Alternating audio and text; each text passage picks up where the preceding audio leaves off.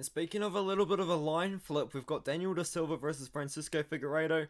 Francisco Figueiredo opened up as a very small favourite. Daniel Da Silva was at 1 point plus 110 on best fight odds. Now he's minus 125, and you know what?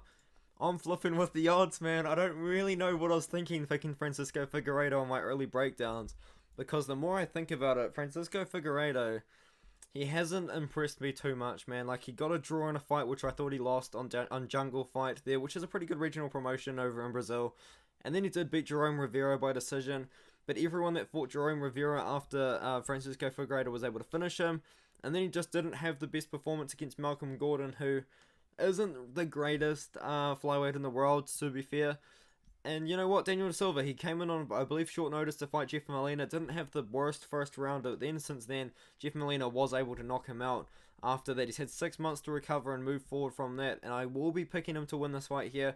I feel like on the feet, I feel like Daniel Da Silva is going to have a pretty decent advantage.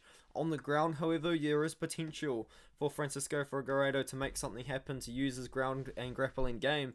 But even then, Francisco Figueiredo, when he's on the ground, he's not really throwing too much ground and pound.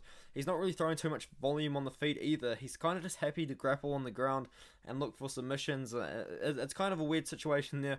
But Daniel Da Silva, 11 wins, 11 finishes, 6 of them by KO, 5 of them by submission, so he could be live for a sub on the ground as well. Francisco Figueiredo, like, he hasn't been the most active guy in the world. He is the younger brother of Davison Figueiredo, but he's just not as savage as Davison Figueiredo. He is pretty old. He's almost 33 years old as well.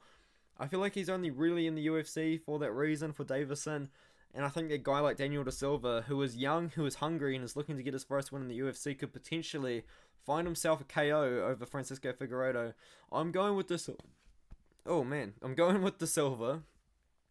And I probably will be going with Da Silva inside the distance. I feel like if the fight goes all 3 rounds, it will be Figueiredo using his wrestling and his grappling on top of Da Silva to win a decision. I feel like if the fight ends inside the distance, it will be Da Silva getting some sort of submission or knockout. I feel like Da Silva is probably more live for the KO. He does throw a lot of power punches, and he does throw a lot of power with his strikes. He does throw some pretty flashy strikes as well if he needs to or if he wants to.